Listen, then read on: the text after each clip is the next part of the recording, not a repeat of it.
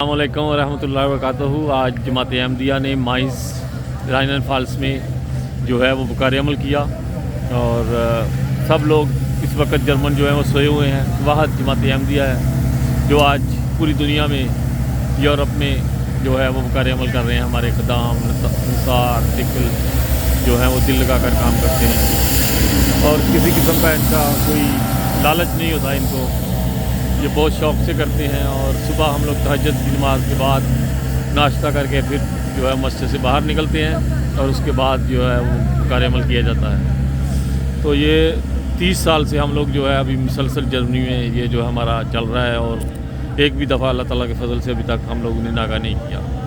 یہ محض اللہ تعالیٰ کا فضل ہے کہ جو اللہ تعالیٰ ہمیں یہ جو وقت دے رہا ہے نصیب کر رہا ہے، اور بہت ہی لوگ جذباتی ہو رہے ہیں اس وقت۔